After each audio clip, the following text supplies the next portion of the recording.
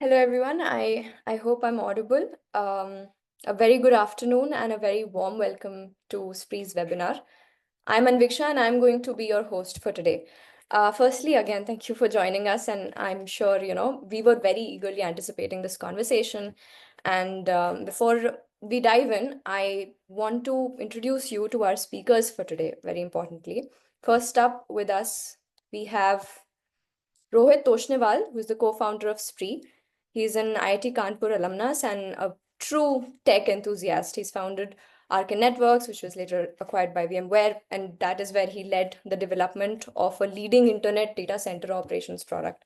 He's a very hardcore techie, definitely now, and now he's chosen to combine his, deep tech expertise with his very newfound passion for sustainability that he's been in for a couple of years now. Joining him is Mudit Rathor, who leads the customer experience and growth at Spree. Mudit is someone who has an extensive experience when it comes to guiding organizations on their sustainability journeys from day one. So he has very first-hand experience, when it comes to real-world challenges that come with the navigation of this seemingly complex journey that sustainability is. He's worked closely with stakeholders across multiple industries, and he's deeply really understands the major pain points that these people face when it comes to these issues. So coming straight to a point, already very evident from the title of this webinar, I want to emphasize on how AI has swept into almost every aspect of human life, from conversational AI to specific use cases in, different kinds of fields. For example, in healthcare, for example, AI is now assisting doctors to detect diseases like cancer from apparently X-rays, which is making the whole process way more swifter, way more accurate. Um, it is also accelerating drug discovery and even crafting personalized treatment plans for different kinds of patients. There's education where AI is being vastly used in learning experiences and how to enhance student engagement. The financial sector, for example, where AI has the ability to even detect frauds now. Even in judiciary, think about India's e-courts, which are now slashing backlogs for and using AI tools that are summarizing, very big judgments or like multiple uh, pages of those documents. So that's again very superficial stuff, but there's so much more to it. And when you think of it, that's where it gets exciting and understanding how you can use this powerhouse towards sustainability, and that's exactly what we're going to be digging in today. So the talk about the sweet spot where technology will meet one of the biggest challenges that humankind is probably facing. Sustainability is not some nice to have anymore. I think that's pretty evident, with the at this point we have data that even suggests that in order for any business to stick around in the long haul, it is very important to integrate sustainability into the very core operations of the business. So companies worldwide are also navigating, strict regulations, the race to cut down on emissions and the push to prove that they're, doing right by the planet. And these aren't simple problems, traditional ways will probably not cut it. So is that where AI could chime in? AI and sustainability, both of them, I must say, are not new ideas. Obviously, they've been talked about and explored for decades. And while this world transforms extensively, rapidly, technology like AI can drive change on a very massive scale. And we need to understand, though, that these concepts will have very deep roots. And to see where we're going, we first need to put things in perspective, look back. So with that, I think, I won't take too much of your time. I will get right in. I just want to say one small thing, that we will have a dedicated time for Q&A session towards the end of the webinar. So please, but in case, you have any questions midway, please feel free to drop your questions in the chat and we will definitely take them up from there. So without any further ado, I invite Rohit to please take it up from here. Thank you. Thank you, Anviksha, and welcome everyone. Absolutely, AI has become mainstream. Even if you want it, you cannot avoid it. And it is very evident when right from the common man to the heads of the countries talk about it. Even my grandfather talks about it. And so all the businesses want to do something about it. There's a lot of excitement on what this could mean, as well as a lot of anxiety on being left out, or even fears of how it can unravel societal frameworks. So before we jump into the details, I wanted to speak a bit about why this is a big deal. So humans are all about muscle power and brain power. And industrial revolution was all about muscle power, starting with making man do things which were impossible otherwise. And this is reflected in all the progress that we have seen in the last 200, 300 years. But all this while, I mean, the brain power was still limited to our human bodies. And that has what really been the aim for AI has been. So whenever there have been things about solving hypotheses, creating conjectures, creating music, writing literature, generating emotions, taking decisions or strategizing, it has always been the brain power that has made human the top species in the world. But so far, we were largely in the computing world, have been led to do things where we ask computer to do specific jobs, repeat jobs, and they have been very good at it. But slowly things have been changing. And this is when we look at it from the perspective of Chat GPT, a lot has changed. And later in the future, whenever the world will look at it, there is going to be a pre-GPT era and a post-GPT era. So definitely all of this seems like it has been happening very, very fast in last couple of years. The crescendo has reached the peak. But is this all only so new? Or has this been a making for a very long time? So let's take a look at the history of AI and those momentous points where the trajectory changes, the hype cycles and the euphoria, and completely the moments where people completely gave up on it. So when the expectation went sky high, but things did not materialize, and also what were the key capabilities that were added during this period. So even though to us, some of these milestones look very, very new, actually AI has been in making for a very long time. The very early research actually started right from the 40s and 50s, around the time when computer science even started. One of the very early papers in 1943 was on using artificial neurons, which laid the groundwork for neural networks. Then came the very, very popular Turing test from Alan Turing. And it was a very simple test which tried to devise a mechanism so that we can identify whether it's a computer or a human. And in this test, there will be one human person which will be talking to two unseen devices, one being operated by a human and other by a computer. And if in 5 minutes, the human cannot decide whether it's a human or a computer, then the computer wins, kind of it. Now, even though it was devised in 1950, it actually took like 70 years for a computer program to pass this test. The first, in a very timid form, almost as we say, the barely passing marks, where a computer program in 2014 passed as a 13-year-old boy and fooled 1/3 of the judges in a 5-minute conversation. Then in 2018, Google Duplex successfully made an appointment with a hairdresser over phone in front of a crowd of 7,000 people. And the receptionist was completely unaware that they were having a conversation with a computer and not a real human. But ultimately, it took ChatGPT-4 to pass a rigorous test of the Turing test over here. Similarly, the term AI in itself was coined in 1956 in Dartmouth College, and that is a picture on the right-hand side which depicts it. So all this while, the computer or the AI intelligence was largely based on logic and trying to mimic human brain as a logic test. So the early euphoria was clearly palpable, and there were a lot of predictions in the early 60s and 70s that in 10 years, or 20 years, we will achieve artificial general intelligence, and that was not to have. But this also resulted in flooding of funding from US defense into large universities like Stanford, MIT, etc. And also remember, these were times of Cold War, and US just wanted a leg up, so a lot of money went into it. But the way the expectations rose sky high, the fall was also similarly painful. So all of these promises didn't pan out. And in the late 70s, 80s, and even early 90s, a lot of funding slowly and slowly went away.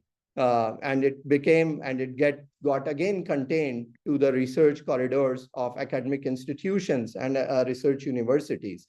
In 73, a very popular Lighthill report came in, and which really discounted if AI were be able to do anything. In 80s, we saw a lot of companies shutting down, which were started on the promise of AI, which is one of the right pictures that we saw over here. So the next moment in AI, again on the high, came in 1997, when a computer, IBM Deep Blue, defeated Garry Kasparov.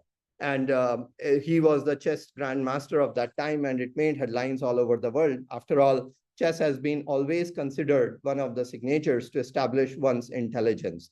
But here also, the computer was largely brute force based method, lots of parallel compute, lot of logic and probabilistic calculations which allowed it. While it allowed computer to beat man at chess, it largely remained confined to that. And a general intelligence was still, or applying to general domains was still far away. So the next very big deal in history of AI came in 2006. This was when Geoffrey Hilton introduced deep neural networks to the world. And this is where the conjecture was that AI's ability to learn from data and not necessarily only from coding. This really sowed the seeds of what we come to know today as AI, learning from large globs of data, automatic learning, and becoming more and more smart with more and more data. And this laid to the foundation of just about everything that we know today, whether it was the speech recognition of Series, or whether the spam detectors or the face recognition algorithms, etc. Jeff went on to win the Turing Award, which is considered the Nobel Prize for computer science in 2018.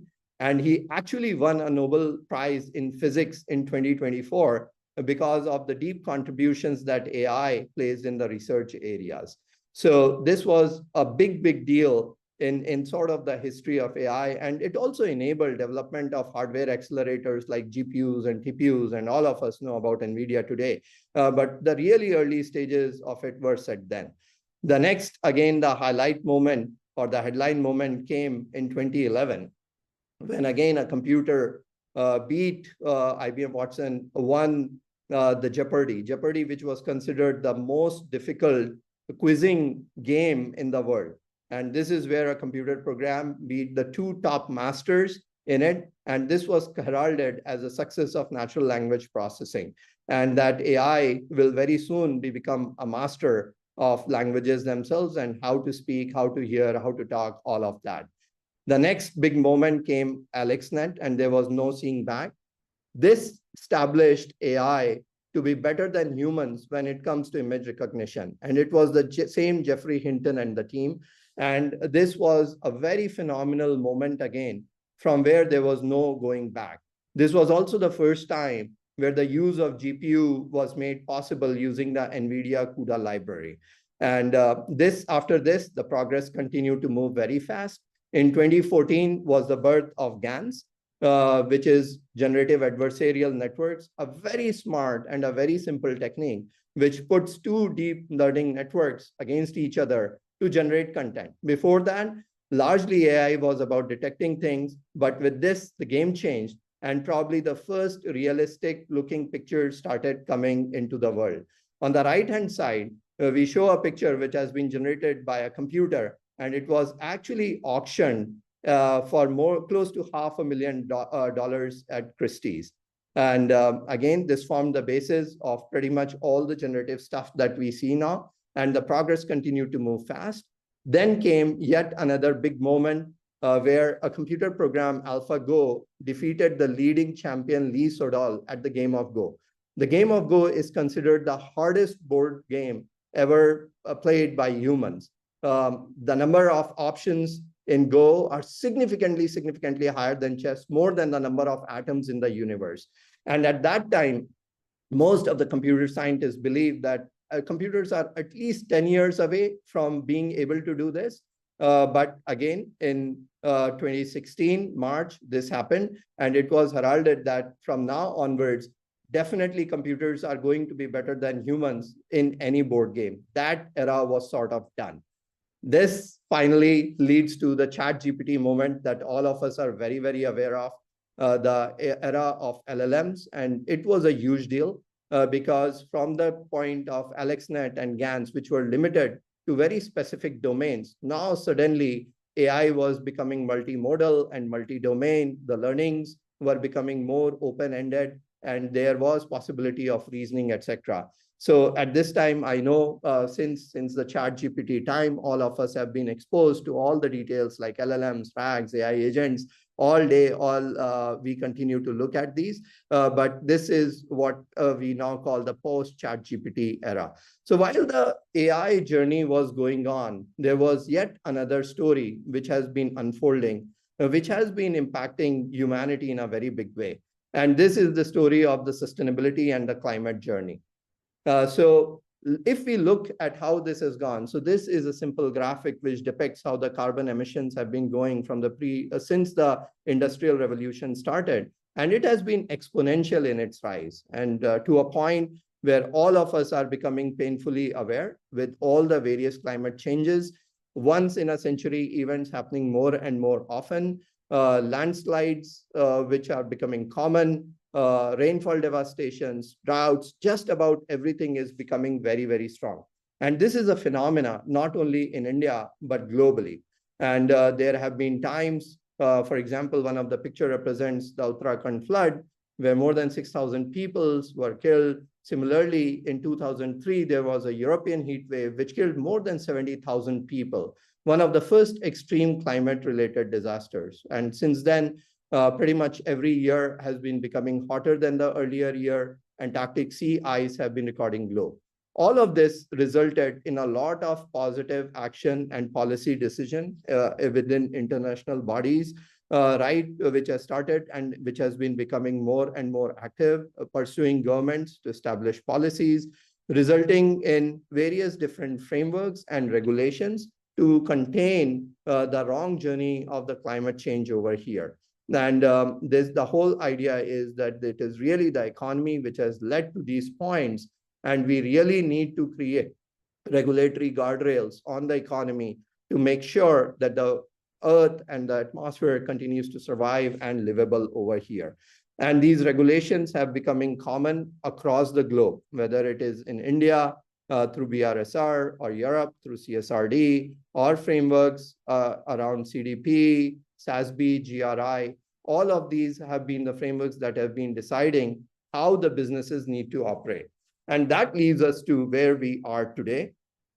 The businesses are now required to work in a very, very complex sort of an environment, where they not only have to deal with what they are very good at, which is their core, but also looking at how the cap and trade impacts them, how the recyclability needs to be done, the reusability, various different regulations across the globe, looking at all the countries that they are operating in or where their customers are or clients are because of the global requirements on sustainable supply chains, etc.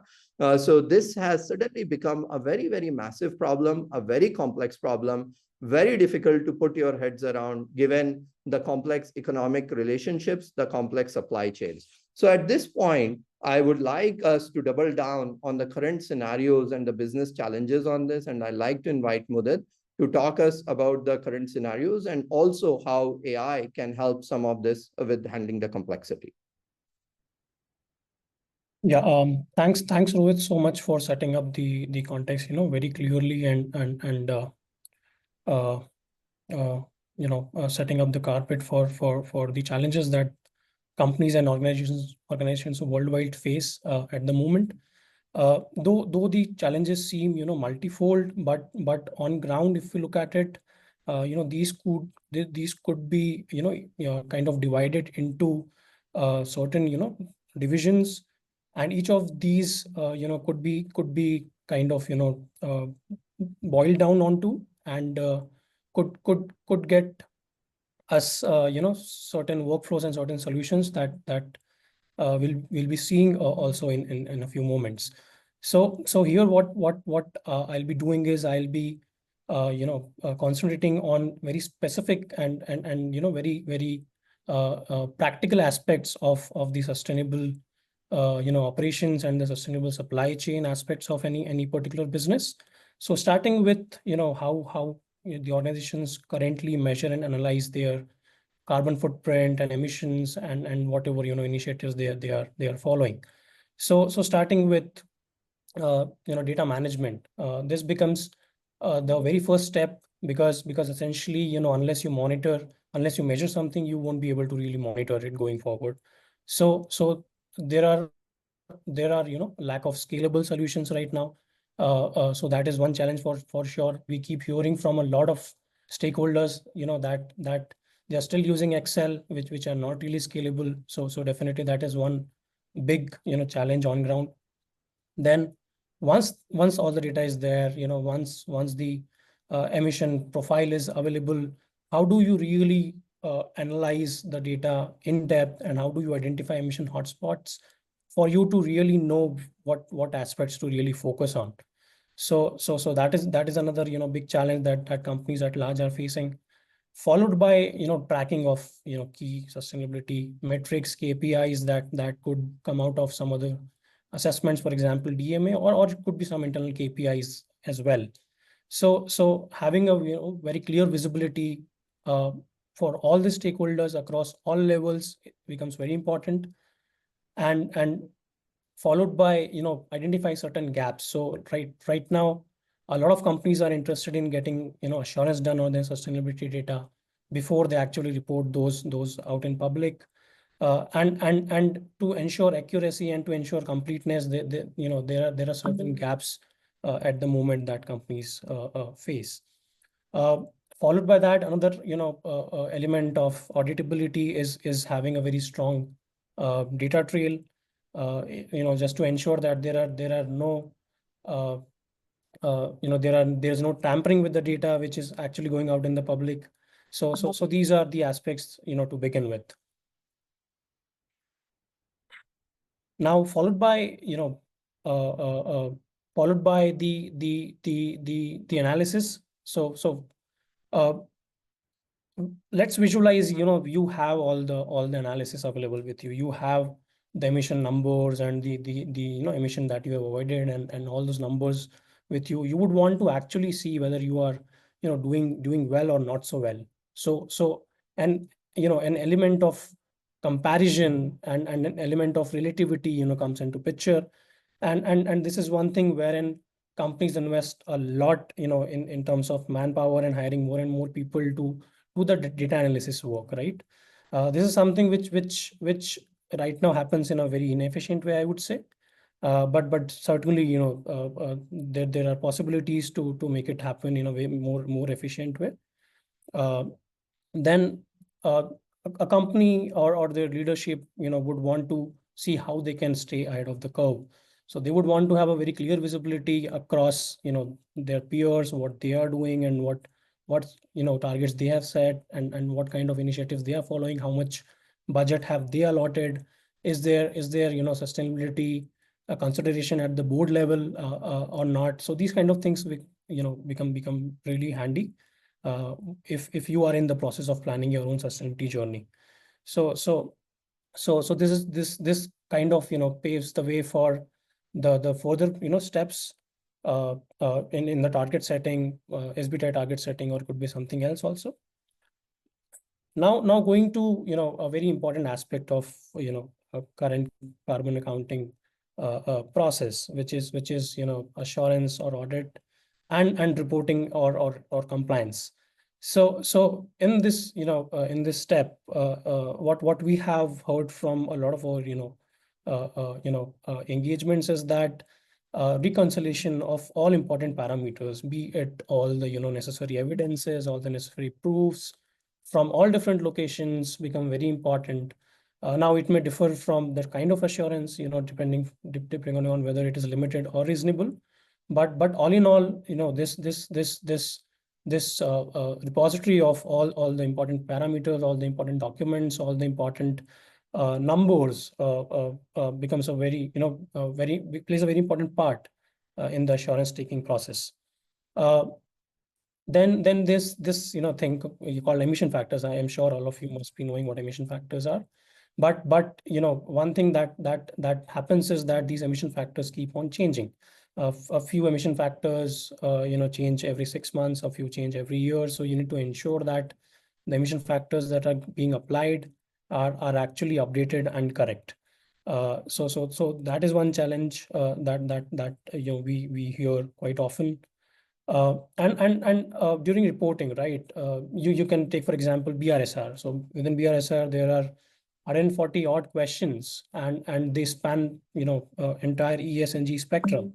So it becomes very important for all the stakeholders to collaborate very closely. Otherwise, it becomes very inefficient. So how to make this efficient? How to kind of streamline this lengthy and complex process?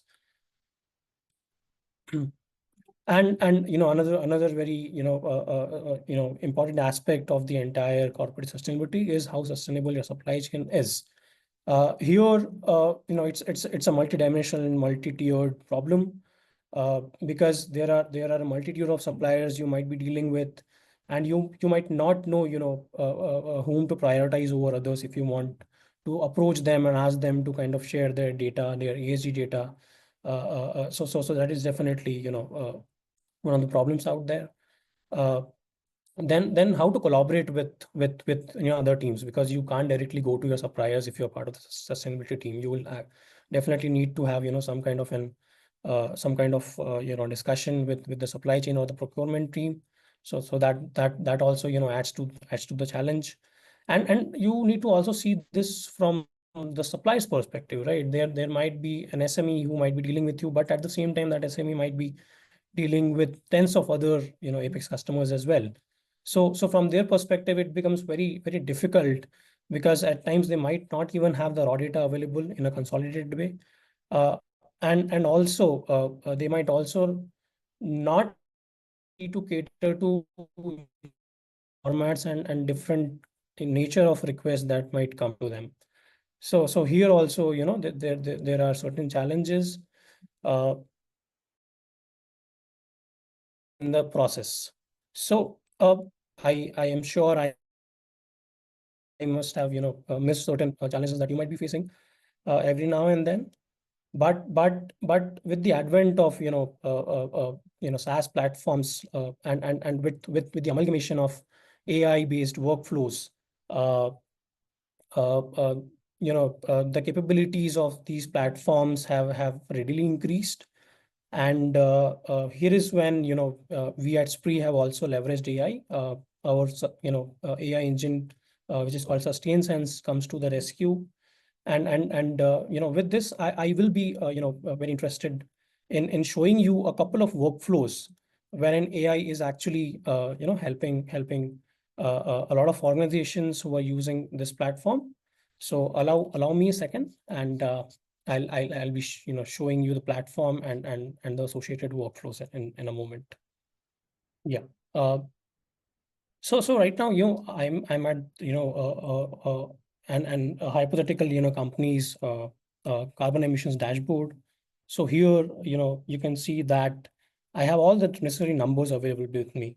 So all the data is there for the calendar year 24, and I can see all the analysis, right? So what all emissions were there, panned across different months, across different business units. I'm able to see the breakdown with respect to different emission sources, be it electricity, be it travel, be it heat and steam, and so on and so forth.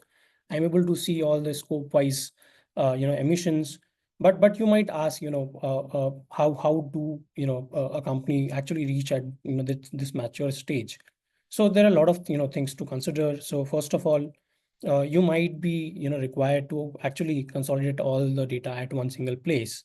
So there are certain mechanisms in place wherein you can actually add all the data points, and you can you can consolidate all the data points together across different emission sources. But one thing to note here is that there might be certain gaps. So how do you actually do that? So within this platform, using AI, what we are doing is we are actually assessing the data quality aspect of the entire data set that we have. For example, if there are certain data points which are not there in the system actually identifies those missing points. So these systems, these mechanisms helps in identifying certain anomalies in the data. You can also see whether certain data points are actually duplicate in nature. It might be because of any human error while data was being added. The system can also help you with identifying if there are certain deviations with respect to the historical data which has been in the system, and followed by missing proof. So if I'm adding data and if I'm not really adding evidences as part of the system, it might create problems during the audit process. So these are certain mechanisms, certain checks in place to ensure the data completeness part. Then once all the data is there, right? Once all the data has been processed and all, you might be interested in knowing what kind of emission factors are being used. Like I said, emission become very important during the audit process. So the system actually scans through all the available databases out there in the public. So our AI engine does 24/7 scanning of any emission factor databases which might get published, or if there are any kind of updates in the emission factor. For example, in the Indian context, the electricity emission factors were updated last December, and they were supposed to be enabled from April month of 25, sorry, April month of 24. And you can see, this emission factor is already there in the system. So you can see, the right emission factors being mapped, and you don't need to actually worry about whether that part is, correct, or are there any gaps. The system takes care of it already. Now I'd like to actually go back to the dashboard, and I'd like to show you, one important uh, feature. So right now I'm able to see, charts and various different kinds of analysis widgets here. But actually what I can do is, I can go to this insight section, wherein the AI engine is actually reading each and every data point and is trying to tell me, the underlying reason because of certain drops or because of certain spikes. So you can see here that the system has analyzed that the total CO2, it showed the largest rise between November and December because of some percentage increase in emission. And I can actually go one step deeper to the extent possible, and I can actually see what are the subsequent reasons because of that increment, or that dip. So these are few things in the analysis section that the AI is helping us do. Uh, and once you have all the numbers, let's say I want to do benchmarking with my sector. So how do I stand with respect to my peers and my sector in general? And for example, if I want to see the emission profile, or the sustainability profile of any other company in my sector. So let's say I want to do that, right? So there's a dedicated section wherein what the system does is it finds all the public documents which are published by your peers, different kinds of sustainability reports, ESG reports. It could be CDP reports as well. It could be independent sustainability reports, and the AI engine extracts all the necessary data points and KPIs from those documents. And it gives you an analysis how you stand with respect to the sector. So you can see that it is telling me that my emission intensity is actually more than that of 73% companies, so I actually need to do better. And what is the scope wise analysis with respect to the sector average, and then what is the comparison with respect to the energy. Then what are the targets that has been set? So I can see that most likely target has been 2030 by the sector, and even I have set 2030, which is a good thing. But it also tells me that the long term year has been set as 2050 by most of the peers, but I am yet to do that. So actually I need to take this up on priority. And it tells me what the different types of targets, science-based targets that the peers have actually committed to. So what kind of action, what kind of priority points I should work upon, and then what kind of initiatives these companies are taking, the peers are taking. So it gives some idea about it.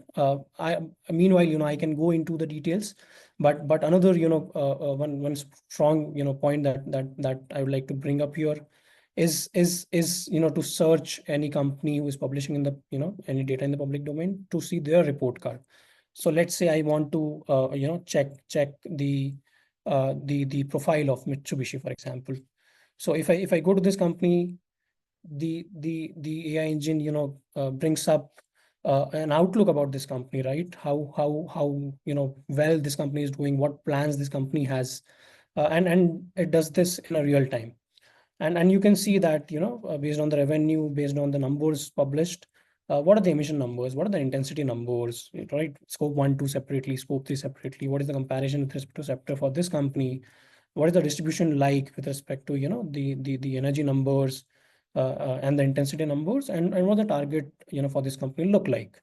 So I am able to see all this, and if I'm interested to actually, dive deeper, I can simply compare the sustainability profiles of multiple companies right next to, each other. So there are certain parameters, emission numbers, intensity numbers, energy numbers, the targets that these companies have actually published, what kind of initiatives these companies are doing, and what frameworks they are publishing their data in. And you can actually, do all those necessary modifications, and you will be ready with all kinds of uh, uh, comparison. Now coming to, one of the most important aspects, so the reporting part, right? So right now, like I said, take for, instance, BRSR. BRSR is actually, has a very complicated kind of workflow. The utility, that is published by NSE, it is not very handy when it comes to, having collaboration with the internal stakeholders, because they might come from various departments, so finance, sustainability, HR, and supply chain, IT, risk mitigation, right? So it has to be a collaborative activity. So you have all the collaboration, possibilities open here. So if you want to, invite certain, team members, you can actually do it. All these things are there. But specifically, I would like to, kind of show you, how we are using the power of generative AI to prepare the report. So for example, if I go to, the principle 6, which is mostly centered around the environmental sustainability part of the business. And if I go to any subjective question, uh, so yeah. Yeah. So let's say, for example, I take, this question. So this is a subjective, question, and you can see, it is asking about, just give me a sec. Yeah. So let me take this question. This is from an essential indicator section, so it might be, relevant to most of you. Uh, Now it is simply asking me, do I have, any projects ongoing to reduce ESG emissions?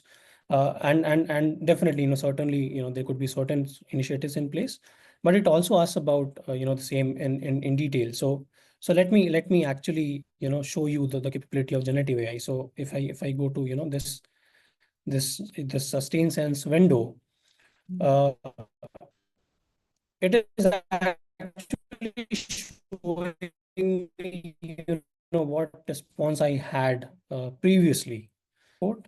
And I can actually also see what my peers have responded to this question earlier. So I can see, what Vedanta has published, what Hindalco has published, and so on and so forth. So I can get some inspiration and some idea about what lines to think on. And say, for example, I just have a few keywords available with me, right? So what I just need to do is, I just need to provide certain keywords. So for example, I'll just, keep uh, based on TCFD. Yeah. So say this is the first point, this is the second point. And if I ask, the generative AI engine to actually expand upon this, it does it by itself. So you can actually, choose to use this response right away, and you will be more or less done with the subjective questions, and it will just need, a quick proofread to go ahead with publishing this. So this is how, you can take care of the internal sustainability challenges. Uh, uh, like I was mentioning earlier, there is this supply chain, aspect as well. So I'll quickly show you that part. Also, I'll just take a couple of more minutes. Yeah.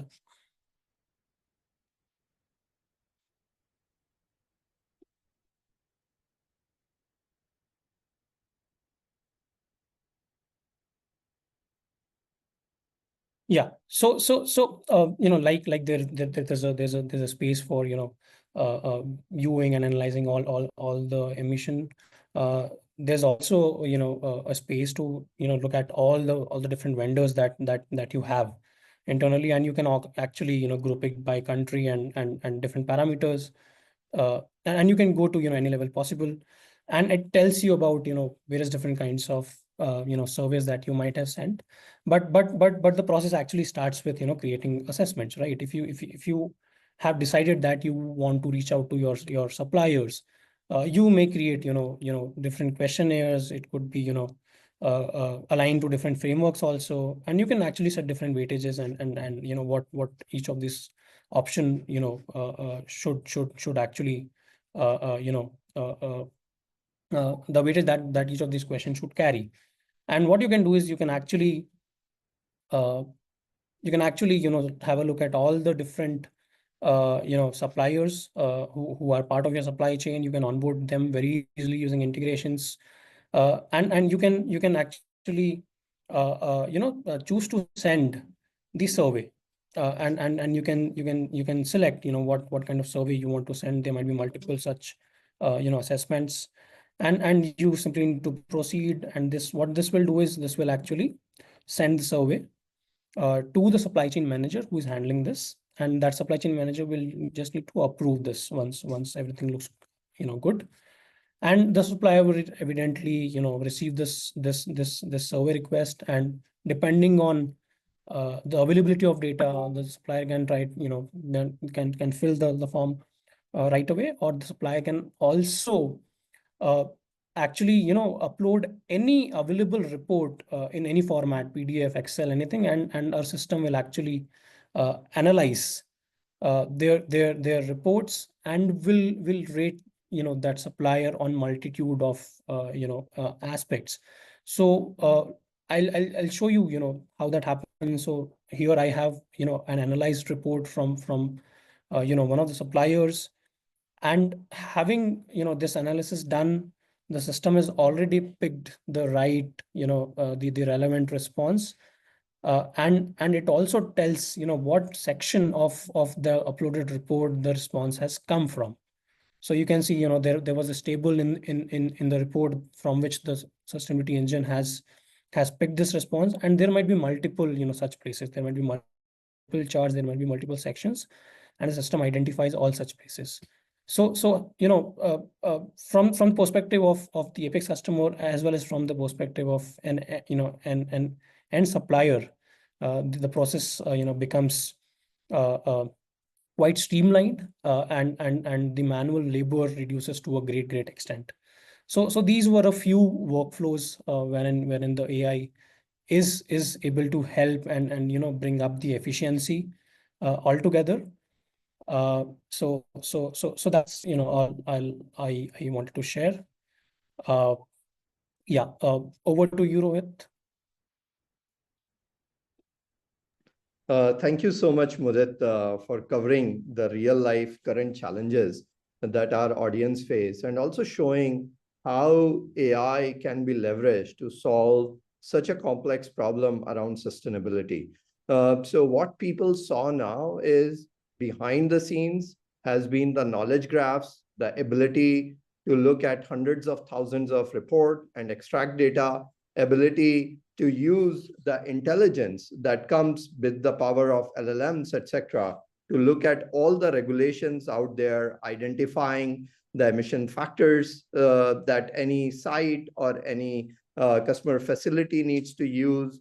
So there are various of these capabilities from AI that have come together to be able to make possible what Mudit just showed. So thanks, Mudit, for that. And on top of that, there is also a lot of work to prevent hallucinations, because clearly we are not in the business of creating new artwork over here, but more about using the power of AI to extract all the relevant data and information, so that what we tell our customers using AI is correct. At the end of it, it is being used for regulations and reporting, etc.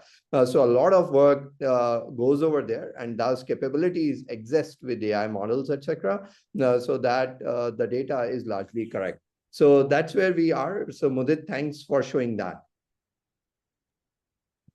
Thank you so much, Mudit and Rohit, again for this very comprehensive understanding of, where AI can lead us and in terms of sustainability, what are the practical use cases. We promised that, we'll have a question and answer session, and we will. So I want to say that, first take the questions that were given to us through the registration form. So we have Deepak with us, and he'll be sort of asking the questions, and then we can come to the questions that are live from the audience. So over to you, Deepak. Yeah, thanks, Anviksha, and thanks everyone for your engagement so far. So we have received a lot of questions during the registrations of the webinar. So I'll be picking a few of those questions, and I'll be asking those to our speakers. So starting with the first question. So the first question is, what opportunities does AI offer for companies seeking to ensure compliance with environmental regulations and reporting?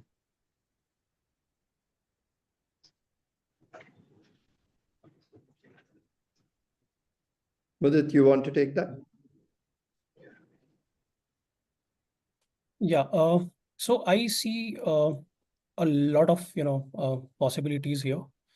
Right now, so environmental regulations and all, they have been in place for quite some time now. So we already have a lot of references, a lot of learnings how AI could eventually get implemented in certain workflows. But when it comes to compliance, a lot of things have to do with the efficiency part. So very efficient collaborations, very very clear understanding of what I need to do as an organization, what all framework / standards I need to follow as an organization needs to be thought through, and certainly and eventually these workflows should come to our normal day-to-day workflows as well. So that will be my take on the question, Deepak. Yeah, thanks, Mudit. So moving on to the next question. The next question is, how can AI be leveraged to enhance the coverage and accuracy of Scope 3 emission trackings across complex supply chains? So, Mudit, would you like to take this up? Yeah. So supply chain, like I said, it's a multi-dimensional problem. It is not just to do with the complexities from the API customer side, but also from the point of view of the suppliers. So in order to kind of leverage AI part here, the capabilities like OCR would come in really handy. Extending tools and platforms with such capabilities to your suppliers who might not have the necessary resources will also be very handy. Prioritization will need to be done better, because you may not want to go ahead with all the suppliers to start with. You may want to prioritize the key suppliers first. And how do you educate them, right? I understand that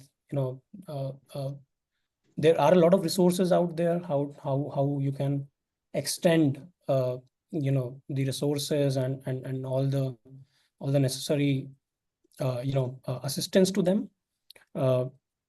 But if already AI is there, as as an expert which is available with the suppliers 24/7, they can always take the help and can work on the data exchange part. Yeah. Deepak, is it okay if I add a few comments on this one? Yeah, sure. So another thing that becomes very important is not all the data is homogenized in the same structure, just given the complexity of the vendors out there. LLM, given its open-ended and reasoning capabilities and the large knowledge graphs that we have been able to build, allows us to extract the relevant information and data, which would have been just impossible more than a decade ago. Just a decade ago, kind of it. So all of these capabilities, I mean, as the problem statement continues to become very complex, as Mudit points out, it is also the abilities of the AI, that AI brings to the table allows us to solve some of these very ambiguous data, large sets of data, hard to correlate data, and put it in meaningful formats that is needed for the purposes of Scope 3 emission tracking, etc. Yeah, thanks Rohit and Mudit for answering that question. So now I'll be taking a question from the chat directly. So I've got a question. What are your thoughts on presenting these reports and communicating them to consumers in a way that's simple and clear so anyone can grasp how their purchasing choices make an impact? So I would like Rohit to take this Sure. up. Yeah. Sure. Again, a very good question, and thanks for bringing it up. It's always presenting the information in simple way is a very, very tough problem. And the way we are approaching this, both using, I mean, largely from the sustainability angle, is you will see that some of these formats in which things need to be reported are becoming more and more standardized. For example, all of us are now aware about the food labels, the way it is. I can easily envision that it is not going to be too far away when we will have some of these simple metrics that are presented in just about everything that consumers are getting. And in some ways, it is already coming. I mean, whether you go to an airport, you buy a flight ticket or whatever it is, it sometimes says, oh, what is the carbon emission which is associated with it. I expect some of these movements to become better and better and encompass even other things, including like biodiversity, etc., or hard to abate materials, whatever it is, to start coming in. So there's a lot of work. Where AI comes in is its ability to be able to really generate whatever type of data is needed once understood. So let's say as these regulations keep changing and the formats keep changing around reporting, AI allows us to adjust to these changing environments very, very fast. And with the single kind of a data, you can generate output in various different forms. So extending the question over here is, while the underlying data continues to remain same, as more regulatory measures or standardization happens around reporting, AI will be able to keep to it. Okay, thanks Rohit.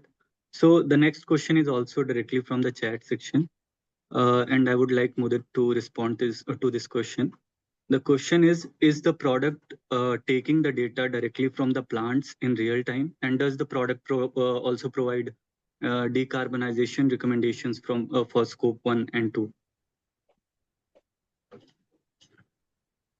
Yeah, so I'll go ahead with the first part. So it is talking about whether the data is being collected directly from the plant in real time. So there are all the options possible. I don't know the name of the person who has asked this. So the data in the platform, one of the channels that is possible is through integrations. And if you have any system in place already at your end, these systems could get could be connected using APIs, and this data will flow in a real-time manner as well. On the same topic, you can also use Excel-based methods, and you can always use the possibility to add data using the UI forms as well. Abilities are present. The second part of the question was about if the product is providing recommendation for scope 1 and 2. So certainly, so there is this section wherein you can actually analyze different scenarios of target reduction. So if you want to align with SBTi target reduction methodology, the system will actually, recommend what will the best scenario when it comes to selecting the base year and the target year. And in doing this, the system will also consider which sector are you from and what kind of initiatives your sector companies are following, and it will also do a ROI analysis. So how much you would need to invest and how much would be the return, what will be the break even time. These things are certainly there. So the answer, a short answer is yes and yes. I'll add one more comment over here. Again, leveraging the power of AI. We also continuously learn about the new innovative technologies that are continuously getting developed. It's a very fast-moving space, and one of the challenges always remain with customers is how to find the most relevant technology for them, because things continue to evolve over here. And with AI, all these models continuously get updated. And also knowing what the peer group or other companies in a given sector are going. So it ensures in a way that there are no blind spots, that there is no solution that got left out in making the consideration what is most relevant for you. Yeah, thanks, Rohit. So I'll be moving on to the next question. How would AI be helpful in data generation and benchmarking for sustainability initiatives, considering the provisions of data security requirements? Sure. Rohit, would you take this up? Yeah, I can definitely take this. So there are two parts of the question over here. One is uh, basically the data generation and the benchmarking part, which becomes a data problem on how do we really ingest such vast volumes of unstructured data across various different languages, across various different geos, etc. And this is where our sort of the climate AI platform comes in very, very handy, which has been trained over a very, very large data set, hundreds of thousands of reports, etc., so that it can understand.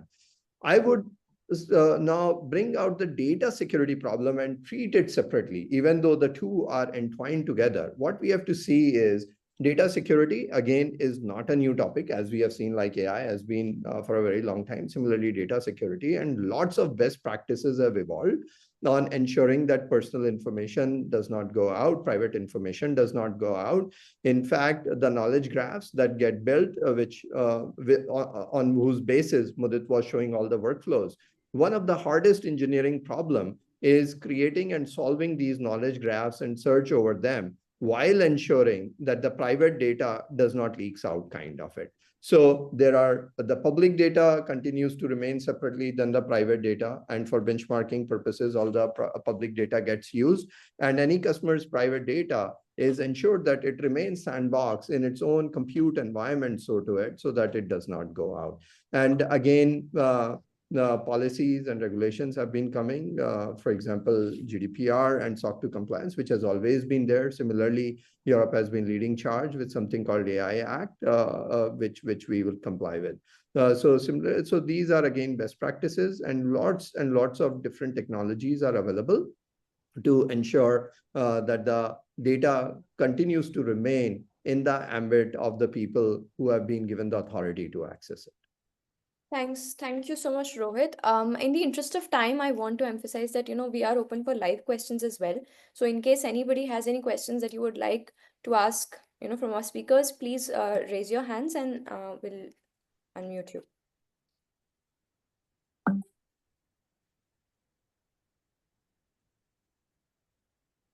Also, we know we are a little over time, but we will stay back, right, Anviksha? So Yeah, that definitely. Yeah. So an we still have opportunity. some questions left from the chat. So I think Rajan has also asked one question and we'd like it to be answered. But just in case anybody, please feel free to raise your hands. I think we can go ahead with Rajan's question for now. What is the process to get this app to onboard? I think that's what he's asking. And what is the source of data and how it is getting generated? That's the question. So the app to onboard, I think Ashwini, I see in the chat has answered. Ashwini or someone from the team will reach out to you, Rajan, and they will tell you it's very very fast is what I can say. and very quick time to value over here. So you'll be able to. Now coming to the source of data and how it is getting generated. So there are two different parts again. One is your operations data. I mean, your usage of energy, your usage of material, what you produce, how you transport. So all of those are coming from your operational sources. It could be your ERP systems, it could be your travel system, distribution mechanism. From there, the data is sort of ingested. And what gets generated are really what we are talking about, these reports, right? Mudit showed the entire framework on generating the reports and also creating the dashboard. So all the analysis. So we never ask you questions which are directly sustainability related. You would tell us, let's say you have transported 100 kgs of material from point A to point B using a truck, but that is all that we will ask. And all of that gets converted into what it means with respect to carbon emissions, etc. The same goes with depending on your manufacturing process, if you are in the manufacturing industry or any other effluent gases, etc. So we take operations data, using our software and our research data sets, we convert it into ways that you can understand, and finally into reporting, depending on whatever is your compliance requirement or whatever your downstream client has asked for. So I hope that answers. Thanks, Rohit. I think there's one more specific question for you by Anshul, and he's asking, would you like to share your insights on how combining AI with blockchain could drive transformation for a sustainable future? Sure. Again, a very good question, Anshul. And what you need to look into is these are technologies to solve different kinds of problems. And blockchain really allows to make sure that data integrity is there, right from the first point and all the chains over it.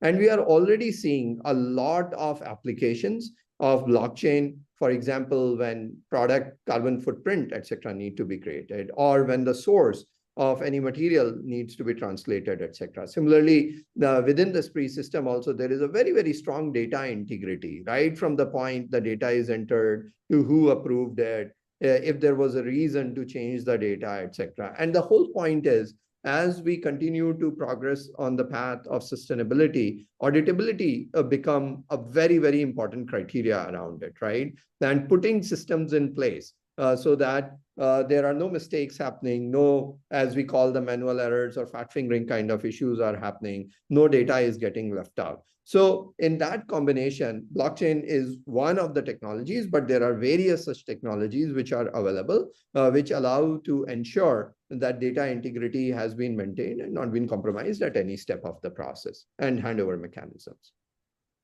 Thanks, Rohit. I think with that, we will come to an end to the session. But again, the questions, should you have any more questions, please feel free to reach out to us. Our contact is given in the slide. And as also, we have just floated a feedback form in the chat.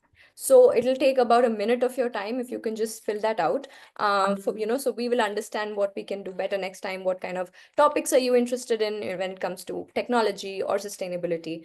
Also, a big thank you to both the speakers, Rohit and Mudit. I'm sure you know that these insights that you've given us today it's definitely a lot to think about, and it's very apparent that the role of technology in sustainability is very promising and also very essential.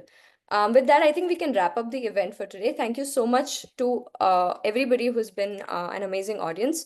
I repeat, if should you want to reach out to us, we have our contact information. Please do reach out in case of any questions, any doubts. We'll be very happy to engage with you and answer and clear all of your doubts. Thank you so much, everyone. Have a great evening. Thank you.